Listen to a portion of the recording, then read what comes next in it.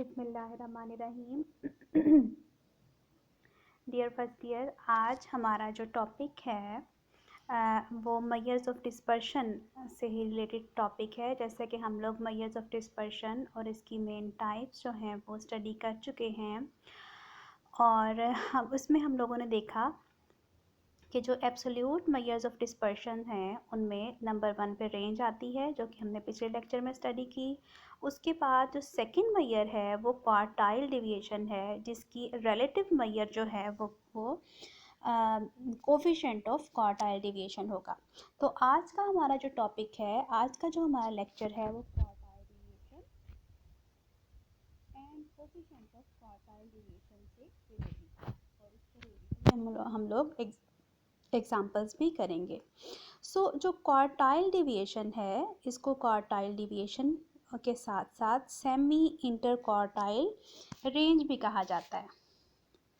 Quartile deviation and semi inter quartile range, तो ये दोनों नाम इसी के हैं। Quartile deviation is defined as, ये इसकी डेफिनेशन है, quartile deviation is defined as half of the difference between the third and first quartile. It is denoted by Q dot D. और क्यू डॉट डी हमारे पास क्या formula है उसका, किसके इक्वल है? क्वार्टाइल डिविएशन इक्वल है Q3 third quartile upper quartile minus Q1 lower quartile और first quartile divided by 2। It is absolute measure of dispersion. ठीक है, क्वार्टाइल डिविएशन, जिसका दूसरा नाम सेमी इंटर क्वार्टाइल रेंज भी है, ये एक एब्सोल्यूट मेजर ऑफ डिस्पर्शन है। It's relative major of dispersion is, इसी की जो रिलेटिव मेजर ऑफ डिस्पर्शन है that is called coefficient of quartile deviation. ठीक है, जो कि किसके इक्वल है? Q3 minus Q1 divided by Q3 plus Q1। उसके साथ साथ याद रखें कि a small value of quartile deviation indicates a small amount of dispersion or variability, whereas a large amount of quartile deviation indicates a large amount of dispersion or variability।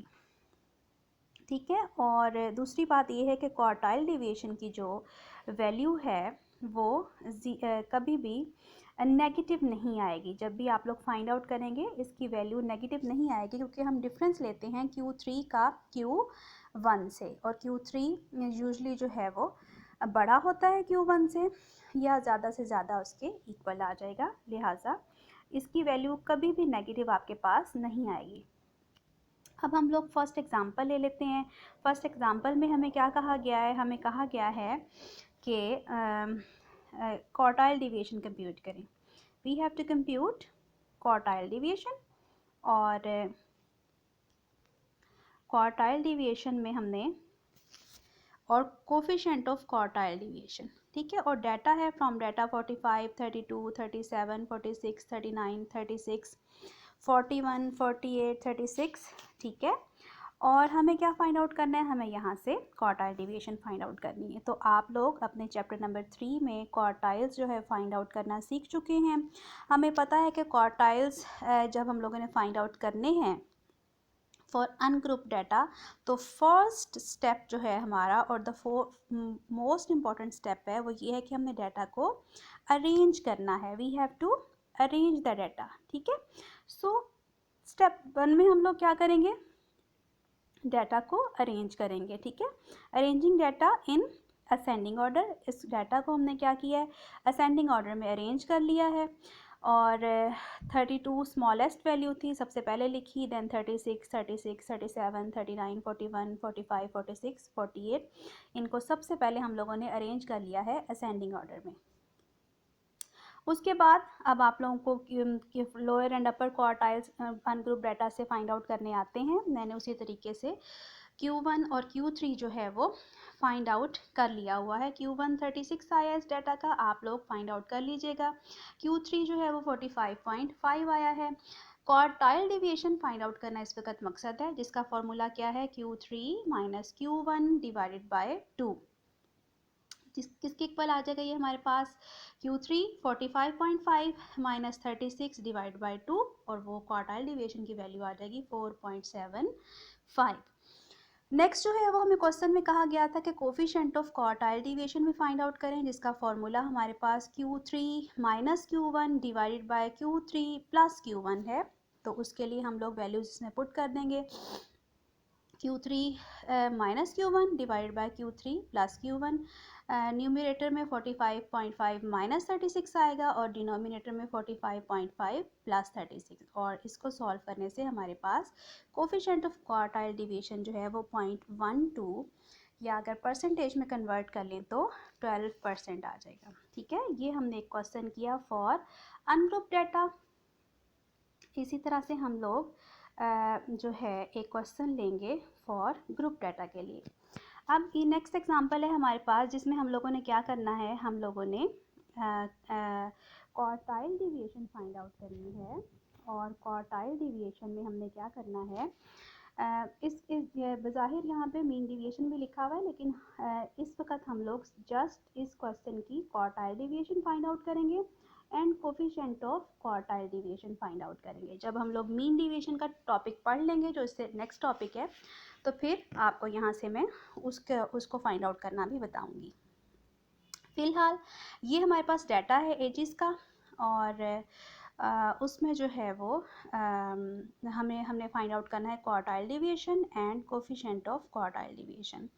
तो group data है, हमें नज़र आ रहा है, ठीक है, frequency given है और उसके साथ साथ हमें क्या गिवन है, एजेस गिवन है। ठीक है, यहाँ पे जो है ये फ्रीक्वेंसी है, फ्रीक्वेंसी गलती से ईयर्स लिखा हुआ है, एजेस के साथ यूनिट ईयर्स है। ठीक है, अच्छा अब क्या है, हम लोगों ने उसको कॉलम्स की फॉर्म में लिख लिया है। इस क्वार्टाइल डेविएशन के लिए हमें जस्ट 3 कॉलम्स रिक्वायर्ड होंगे, एक एजेस का कॉलम, ठीक है, यानी क्लासेस का, एक फ्रीक्वेंसी का, और एक क्यूमुलेटिव फ्रीक्वेंसी का, और लास्ट जो कॉलम होता है वो क्लास बाउंड्रीज़ का होता है, क्योंकि इस क्वेश्चन में जो क्लास लिमिट्स हैं वही क्लास बाउंड्रीज है। आप लोग देखें, जो क्लास लिमिट्स हैं वही क्लास बाउंड्रीज हैं, लिहाजा हम लोग अलग से क्लास बाउंड्रीज नहीं बनाएंगे। जबकि ये जो कॉलम्स गिवन हैं वो क्वार्टाइल डिविएशन के लिए एक्स्ट्रा हैं, ये वाले सारे कॉलम्स। ये अगर just quartile deviation find out करनी हो तो ये कॉलम्स हम लोग कंस्ट्रक्ट नहीं करेंगे, ये मीन डिविएशन के लिए किए गए हैं। क्वार्टाइल डिविएशन के लिए आप लोग फाइंड आउट आप लोगों को करनी आती है, जस्ट हमें क्यूमुलेटिव फ्रीक्वेंसी का कॉलम चाहिए और फ्रीक्वेंसी का कॉलम चाहिए और हमें क्लास बाउंड्रीज़ का। अब क्वार्टाइल डिविएशन के लिए क्वार्टाइल डिविएशन के फॉर्मूले पे आ जाएंगे। हमें पता है कि क्वार्टाइल डिविएशन किसके इक्वल है, Q3 minus Q1 divided by 2। Q1 का फॉर्मूला हमें आता है, Q1 जो है वो इक्वल है L plus H over F N by 4 minus F K. आप लोग अच्छे तरीके से फाइंड आउट करना सीख चुके हैं, ठीक है। तो उसके लिए हम लोगों ने क्या किया है, फर्स्ट ऑफ ऑल हम लोगों ने n बाई 4 किया, और n बाई 4 करने से हमारे पास 18.75 वैल्यू आई। 18.75 को जाके हम लोग क्यूमुलेटिव फ्रीक्वेंसी वाले कॉलम में देखेंगे। क्यूमुलेटिव फ्रीक्वेंसी वाले कॉलम में देखने से हमें पता चलेगा कि जो Q1 है उसकी क्लास बन रही है 10 to 15, ये यहाँ पे आपको दिया हुआ है, ठीक है। और Q3 जो है 10 to 15 वाली क्लास है। अब हमने Q1 जो है फॉर्मूले में उसके सारे पर्टिकुलर्स पुट कर दिए हैं, हमारे पास Q1 की वैल्यू 12.1875 आ गई है। इस तरह से Q3 के लिए हम लोग फर्स्ट ऑफ ऑल क्या करेंगे, फर्स्ट ऑफ ऑल हम लोग 3n/4 फाइंड आउट करेंगे, जिससे हमारे पास थर्ड क्वार्टाइल की क्लास लोकेट हो जाएगी। वो लोकेट करने के बाद 56.25 को जाके क्यूमुलेटिव फ्रीक्वेंसी वाले कॉलम में देखेंगे, उससे हमारे पास Q3 की क्लास लोकेट होगी, और फिर उसके सारे वैल्यूज़ L की, H की, F की पुट करने से हमारे पास Q3 की वैल्यू आ गई है 19.375, जो कि आपको अच्छे तरीके से फाइंड आउट करनी आती है, आप लोग कर चुके हैं। तो क्वार्टाइल डिविएशन जो है जिस तरह के हम लोग अभी उसका फॉर्मूला दोबारा भी देख चुके हैं, किसके इक्वल होती है, Q3 minus Q1 divided by 2। Q3 की वैल्यू हमारे पास 19.375 आई, Q1 की 12.1875।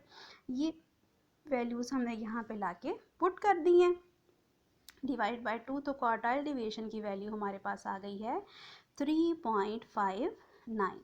ठीक है, और इसी तरह से क्वेश्चन में हमें कोफिशिएंट ऑफ क्वार्टाइल डिविएशन कहा गया था। कोफिशिएंट ऑफ क्वार्टाइल डिविएशन के लिए हम लोगों ने क्या किया है, हम लोगों ने सबसे पहले फॉर्मूला लिखा है। हमें पता है कि कोफिशिएंट ऑफ क्वार्टाइल डिविएशन किसके इक्वल है, Q3 minus Q1 divided by Q3 plus Q1। बीच में वैल्यूज़ पुट की हैं हमने, जो इस क्वेश्चन में आई हैं। वैल्यूज़ पुट करने के बाद उनको सॉल्व किया है, तो हमारे पास कोफिशिएंट ऑफ क्वार्टाइल डिविएशन की वैल्यू आ गई है 0.225। सो दोबारा मैं क्वार्टाइल डिविएशन और कोफिशिएंट ऑफ क्वार्टाइल डिविएशन का क्या फॉर्मूला है, Q3 minus Q1 divide by Q3 plus Q1। और क्वार्टाइल डिवीजन सिंपल हो, जिसका दूसरा नाम कोफिशिएंट सेमी इंटरक्वार्टाइल रेंज भी है, वो हमारे पास simply Q3 minus Q1 divided by Q3 plus Q1 के इक्वल होती है। तो आज का लेक्चर हमारा इतना ही था। अब ग्रुप में मैं आपको क्वेश्चंस का बताऊंगी, जो कि आप एक्सरसाइज वगैरह से सॉल्व करेंगे।